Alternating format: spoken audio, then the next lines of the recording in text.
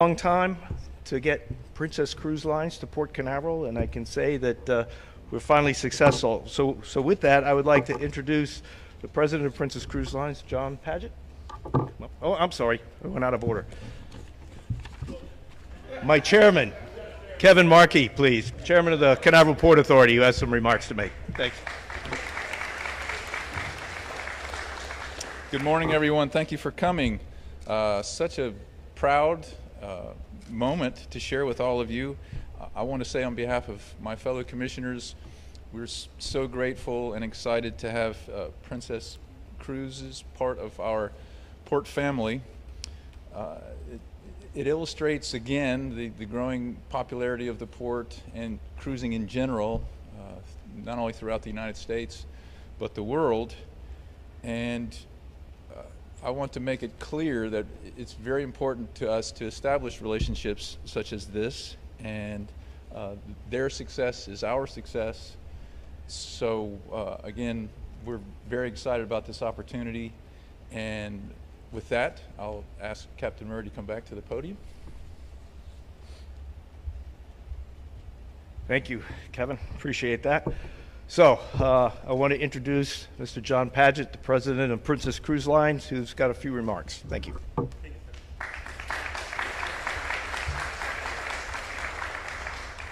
So the world's busiest port can only be busier when Princess Cruise joins Port Canaveral in November 2024 with Caribbean sailings. You know, Princess is one of the most iconic cruise brands in the world as the original love boat. Not just is it the original love boat, it's also rated by USA Today as the #1 large ship cruise brand. And we can do that because we have all of the amazing food, beverage, entertainment, casinos, recreation spas that all the incredible cruise lines have that sail out of Port Canaveral as well as the world. But Princess can uniquely deliver a personalized experience that is typical of a small ship cruise line due to its exclusive Princess medallion that I'm wearing that powers the world's most connected and intelligent ships to deliver amazing experiences. It's certainly no surprise why Princess is here at Port Canaveral. My only wish is we are here sooner. Port Canaveral is the total package when you think about from a port standpoint. You have a great port, top to bottom, left to right. You have an amazing, vibrant Central Florida community, you know, with drive markets that span the southeast and even further. You have a great airport with Orlando International Airport that has more flight options, affordable flight, and affordable landing fees that make it make sense for airlines to service the community. And there are great experiences that can go pre and post in front of cruises or behind, especially with a Princess audience that tends to spend more time on vacation with more time in the local market. So whether that's a beach or whether that's a theme park or whether that's shopping at the premium outlet malls, the total package from a guest perspective, it doesn't get better than what Port Canaveral offers. And so in November 2024, we're going to bring the Caribbean Princess to Port Canaveral. We're going to sail some great Caribbean itineraries that will include ports such as St. Thomas and Amber Cove, Mahogany Bay, all of the ports and ports of call that are typically within the Carnival Corporation portfolio as well as others.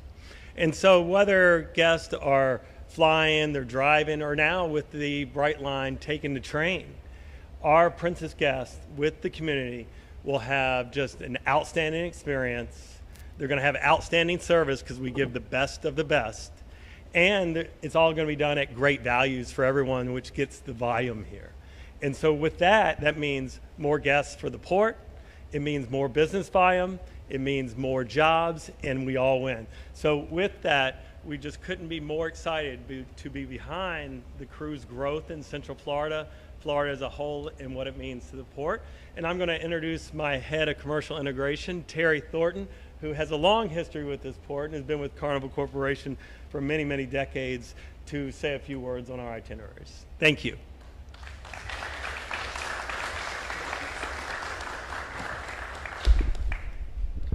Well, good morning, everybody.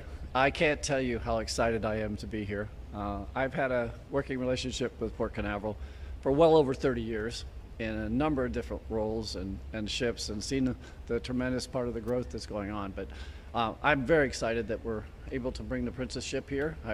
I share John's view that I'd love to bring it sooner than we are being able to, but we are coming. And so I thought I'd spend just a couple of minutes telling you a little bit more about the ship itself and a little bit more about the itineraries specifically. So as John mentioned, we are bringing the Caribbean Princess. I'd like to think of it in a way that it's the perfect ship, and we did think a long time about what ship was the most appropriate for Port Canaveral. So it is what I would say big enough to give all the features and the benefits and the great experience, but small enough to deliver a really highly personalized experience.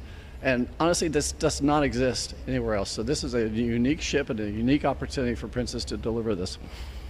The ship itself is about 113,000 tons. What does that mean? It's a spacious ship, so it's got good space ratios and those kind of things. It's going to carry around 3,000 people if you put 2 people in every cabin. Most important to think about, though, is it has a very, very high mix of the staterooms people want. Balconies, mini suites, suites. It's really fully featured in the accommodations that a ship this size can deliver. It has all of the features and benefits you can think about. It has just a tremendous wellness program with the Lotus Spa. It has the Sanctuary, which is adults only retreat. So there's fully featured things for people to enjoy all different kinds of experience. Let's not forget about food. Food's really important, right? So there are all kinds of alternative dining options. Sabatini's, which is a great Italian experience. The Crown Grill, which is an awesome steakhouse experience. And even down to the chef's table, which is a very exclusive opportunity for a guest to join the chef in a culinary experience like you've never seen before. Let's not forget about families. Families are important to Princess, and there are lots of things for families to do on the Caribbean Princess. There are programs in 3 different age groups for the kids to enjoy the experiences for those different types of kids and different ages. There's a fabulous water park. I mean, just the things that kids can do in terms of the outdoor deck space is just amazing. And then let's, from an entertainment standpoint, we just touched on entertainment for just a little bit, but full Broadway production shows and everything you can think about in entertainment across the board on the ship is just fabulous. So what else? We spent a long time thinking about what itineraries would be most appropriate for this ship. And it wasn't something that we just took lightly and didn't think about for a while. We did think about it for a while. And so what we came up with really is an interesting pattern. We're going to do 8-day and 6-day itineraries, basically. But for the full season from November 24 to April 25, we're going to have 38 different departures.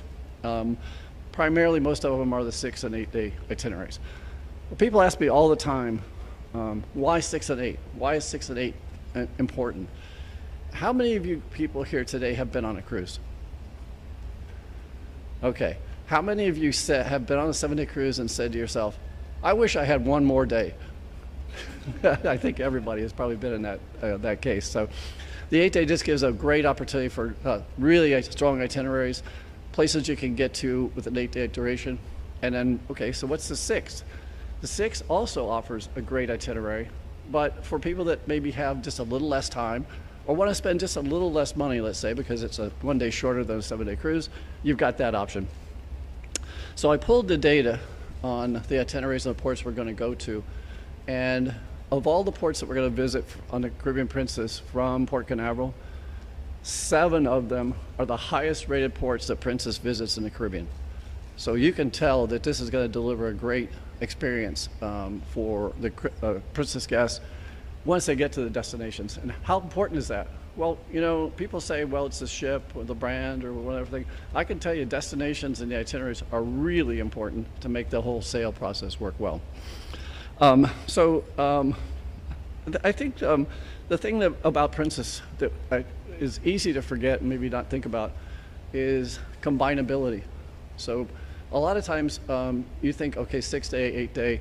Well, I think a good complement of the Princess guests will probably combine both into a 14-day. So you can see the options that we have in terms of the different opportunities for people to take advantage of the itineraries. And these ports are all the best ports that you can think of in the Caribbean. So I guess if John and I if we do our job right, what I want to leave the message with you today is this is not just another ship coming to Port Canaveral. In no way is this just another ship in the growing fleet here in Port Canaveral. This is truly a first for Port Canaveral.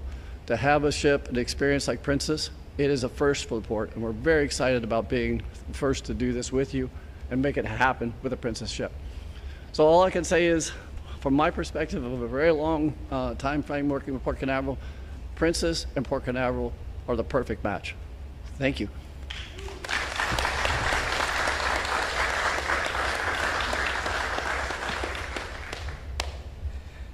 Thank you, Terry.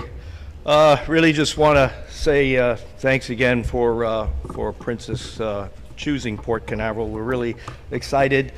Just for everyone's information, the ship will operate from this terminal, Cruise Terminal 6, starting in 2024. I'd also just like to recognize some of the people we have today. We've got many of our Port Canaveral employees, along with our port partners from Customs Border Protection, Brevard County Sheriff's Office, and Canaveral Fire Rescue, and Coast Guard, U.S. Coast Guard here as well. So these are the parties that will help bring it all together and make this a big success for Princess. And the Canaveral pilots as well, yes, I'm sorry.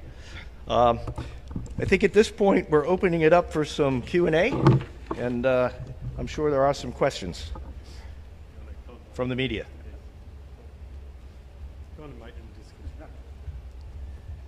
Yes, sir.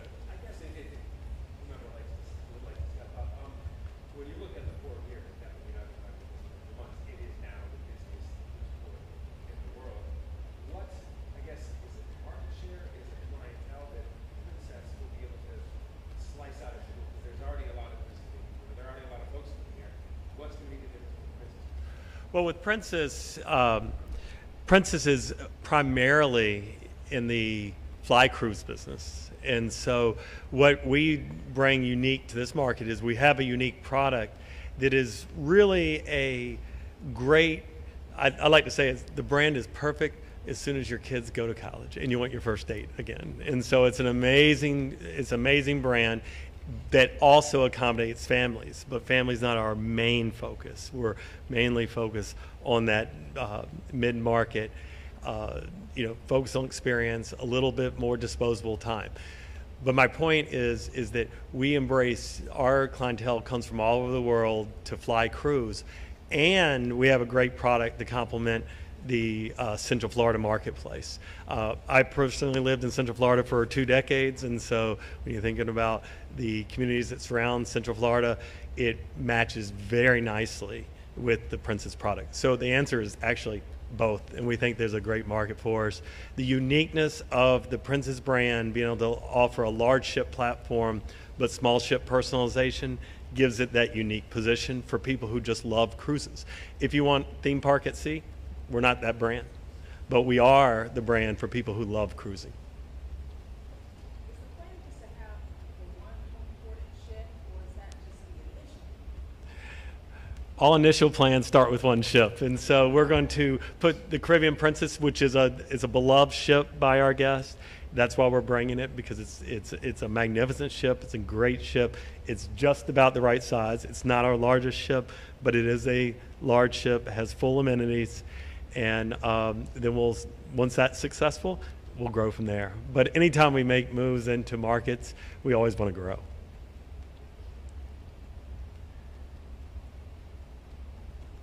All right. Yes, sir.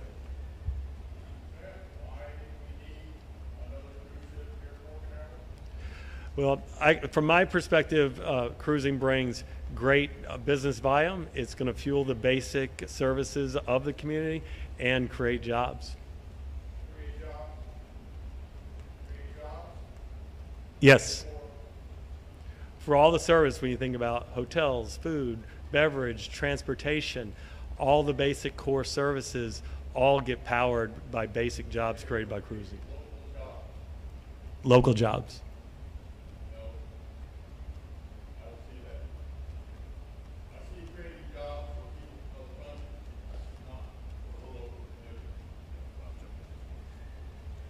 I will say it does have a huge impact on local jobs. There's good services longshoremen, people that work the ships. There's a tremendous impact to the state of Florida and this community by bringing any cruise ship to Port Canaveral.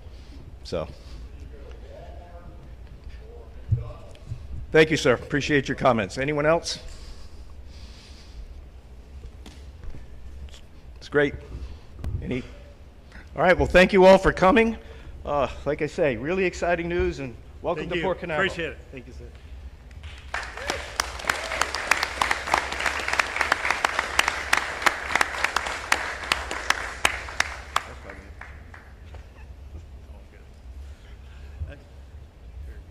Did you want to get some pictures? Yeah, we get some pictures of you guys. Yeah, come on, we'll get some pictures.